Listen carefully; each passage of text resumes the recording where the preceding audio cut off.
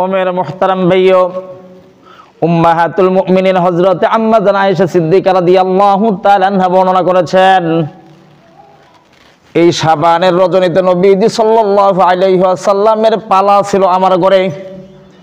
নবীজি সাল্লাল্লাহু আলাইহি ওয়াসাল্লাম রাতের বেলায় আমার ঘরের ভিতরে প্রবেশ করেছেন। এরপর নবীজি সাল্লাল্লাহু আলাইহি ওয়াসাল্লাম নিজের গায়ের কাপড় যেটা পরিধান করেছিল সেই কাপড় তিনি গায়ে থেকে খুলেছেন। এর একটু পরে আবার নবীজি সাল্লাল্লাহু আলাইহি ওয়াসাল্লাম গায়ে কাপড় পরিধান করলেন। এরপর নবীজি সাল্লাল্লাহু আলাইহি ওয়াসাল্লাম ওই কাপড় পরিধান করে ঘর থেকে বের হয়ে গেলেন। আম্মা জান আয়েশা সিদ্দিকা রাদিয়াল্লাহু তাআলা আনহা মনে মনে আহত হয়ে গেলেন, মনে মনে খুব বেশি কষ্ট পাইলেন যে এতদিন পর নবীজির ভাগ আমার ঘরে আসছে। নবীজি আমার ঘরের ভিতরে আসলেন, গায়ে থেকে কাপড় খুললেন, কোনো কিছু না বলেই আবার কাপড় পরিধান করে নবীজি ঘর থেকে বের হয়ে গেলেন। বিষয়টা কি, ঘটনাটা কি? এইবার মনের ভিতরে যখন কিউরিসিটি দেখেছে আম্মা জান আয়েশা সিদ্দিকা রাদিয়াল্লাহু তাআলা আনহা, নবীজি যখন ঘর থেকে বের হয়ে গেছে তখন নবীজি সাল্লাল্লাহু আলাইহি ওয়াসাল্লামের পিছনে চুপি সারে নবীজির পিছনে নিয়ে গেছে।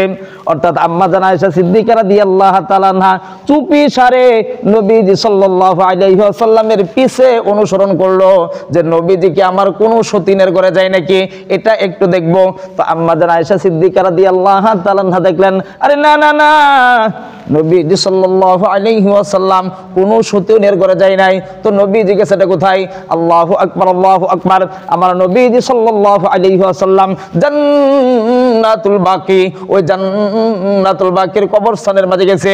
ওই জান্নাতুল বাকির কবরস্থানের মাঝে যাইয়া আমার নবীজি দাঁড়াইয়া দাঁড়াইয়া দোয়া করে, আল্লাহুম্মা গফির লিল মুমিনিন ওয়াল মুসলিমিন, আল্লাহ তুমি দুনিয়ার সমস্ত মুমিন মুমিনাত, সমস্ত মুসলিম মুসলিমাত, নর নারীদের গুনাহগুলিকে তুমি মাফ করে দাও। জোরে সোরে বলেন আমিন। ও মেরে মুহতারাম ভাইও, এরপর নবীজি সাল্লাল্লাহু আলাইহি ওয়াসাল্লাম ওই জান্নাতুল বাকির মাঝে দাঁড়াইয়া এরকম ভাবে মৃত ব্যক্তিদের জন্য দোয়া করতেছে। আম্মা জান আয়েশা সিদ্দিকা রাদিয়াল্লাহু তাআলা আনহা তখন মনে মনে নিজেকেই নিজে ধিক্কার দিতেছে যে আমার নবীজি সাল্লাল্লাহু আলাইহি ওয়াসাল্লাম রবের কাছে ব্যস্ত, আর আমি হইলাম আমার জাগতিক বিষয় নিয়ে ব্যস্ত। আল্লাহু আকবার, আল্লাহু আকবার। নিজেকে নিজে ধিক্কার দিয়া বলে, ফিদাকা আবি ওয়া উম্মি ইয়া রাসূলুল্লাহ, ইয়া রাসূলুল্লাহ, ইয়া হাবিবাল্লাহ, নবীজি আপনার উপর আমার পিতা মাতা কুরবান হোক। জোরে সোরে কর না একটু সুবহানাল্লাহ। ও মেরে মুহতারাম ভাইও, এরপর আম্মা জান আয়েশা সিদ্দিকা রাদিয়াল্লাহু তাআলা আনহা বলেন, নবীজি ওই জান্নাতুল বাকির মাঝে দোয়া করতেছে। এই দৃশ্য আমি দেখা আমি আর ওইখানে অপেক্ষা করলাম না, আমি চিন্তা করলাম যে আমি নবীজির আগে ঘরের ভিতরে চলে যাই। তো মহিলা মানুষ তো একবার মনে করেন নবীজির কাছাকাছি দৌড়াইয়া তাড়াতাড়ি গেছে, আবার ঘরের ভিতরে ফিরে আসছে।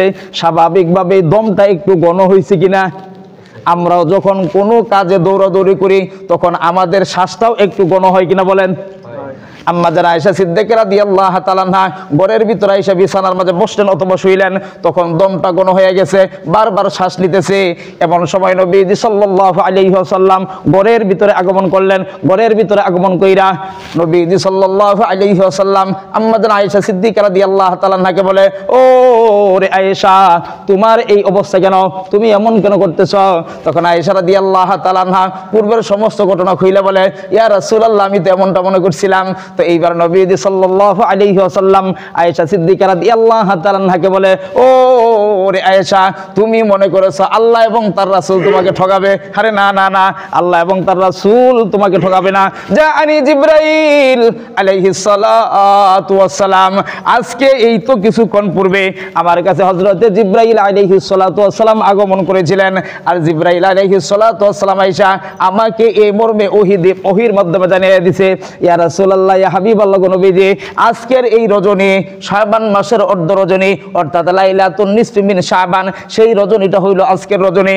আর আজকের এই রজনীতে মাওলা পাক রব্বুল আলামিন কাল্ব সম্প্রদায়ের মেষের গায়ে যেই পরিমাণ পশম রয়েছে এর চাইতেও বেশি পরিমাণ মানুষদেরকে আল্লাহ সুবহানাহু ওয়া তাআলা মাফ করে দিবেন।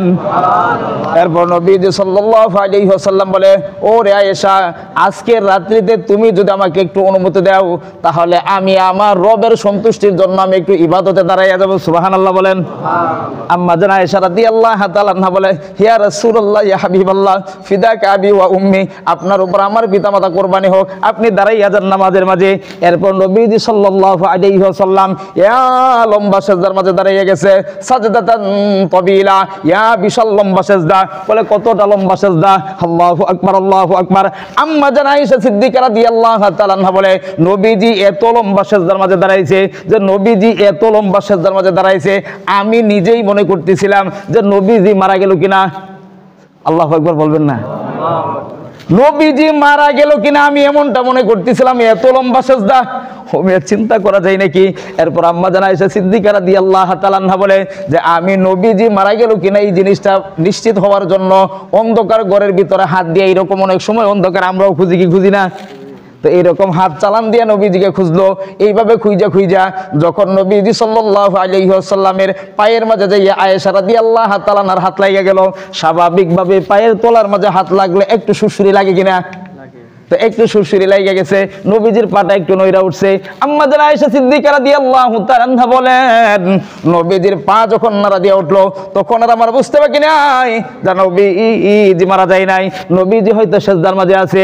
আর ওই সময় আয়েশা রাদিয়াল্লাহু তাআলা আনহা চুপি সারে নবীজি সেজদার মাঝে এত লম্বা সময় কি করে, ওই সময় কান পাইতা পাইতা শুনে আমার নবীজি সেজদার মাঝে পড়ে দোয়া করতেছে, আয় মালিক আল্লাহ, আপনার শাস্তির পরিবর্তে আপনার কাছে ক্ষমা চাই। আল্লাহ আপনার শাস্তির পরিবর্তে আপনার কাছে ক্ষমা চাই। আল্লাহ আপনার অসন্তুষ্টির পরিবর্তে আপনার কাছে সন্তুষ্টি চাই। আল্লাহ আপনার আযাব গজব থেকে রক্ষা চাই। জোরে সোরে একটু কন্যা আমিন। নবীজি সেজদায় পড়ে এইভাবে দোয়া করতেছে, এইভাবে দোয়া করতেছে।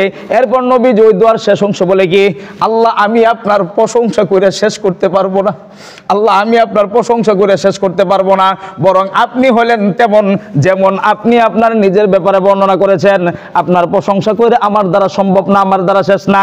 তো পরের দিন যখন সকাল হয়ে যায়, আল্লাহু আকবার, আল্লাহু আকবার। আম্মা জান আয়েশা সিদ্দিকা রাদিয়াল্লাহু তাআলা আনহা বলে ইয়া রাসূলুল্লাহ, ইয়া হাবিবাল্লাহ, নবীজি গতকালকে রাত্রি বেলায় আপনি এই দোয়াগুলি করছেন, এই দোয়াগুলি আমি শুনছি।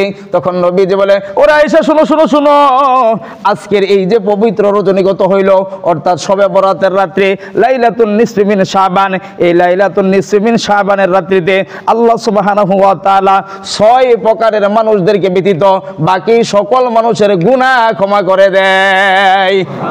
আগের হাদিসে বলছিলাম 2 প্রকার, আর এই হাদিসের মধ্যে বলা হইতেছে 6 প্রকার। বলে এই 6 প্রকার মানুষকে কে? 1 নাম্বার হলো যারা শিরকে লিপ্ত তাদেরকে ক্ষমা করবে না, 2 নাম্বার যারা হিংসা বিদ্বেষের মাঝে লিপ্ত তাদেরকে ক্ষমা করবে না, 3 নাম্বার হলো আত্মীয়তার সম্পর্ক ছিন্নকারী ব্যক্তি, এদেরকে আল্লাহ সুবহানাহু ওয়া তাআলা ক্ষমা করবে না। এরপর 4 নাম্বার হলো কাপড় ঝুলিয়ে টাকনুর নিচে পড়ে রাস্তা ঝাড়ু দেওয়ার কাজ করে, এই সমস্ত মানুষদেরকে আল্লাহ সুবহানাহু ওয়া তাআলা মাফ করবে না। এরপর 4 নাম্বার হলো পিতামাতার অবাধ্য সন্তান, এই সন্তান যারা তাদেরকে আল্লাহ সুবহানাহু ওয়া তাআলা ক্ষমা করবে না। এরপর 6 নাম্বার হলো মদ্যপায়ী যারা, এই মদ্যপায়ী ব্যক্তিদেরকে আল্লাহ সুবহানাহু ওয়া তাআলা ক্ষমা করবে না। এই 6 শ্রেণীর মানুষ ব্যতীত আল্লাহ সুবহানাহু ওয়া তাআলা সকল সৃষ্টিকুলের মানুষ যারা রয়েছে তাদের সবার গুনাহগুলিকে ক্ষমা করে দিবে। সুবহানাল্লাহ।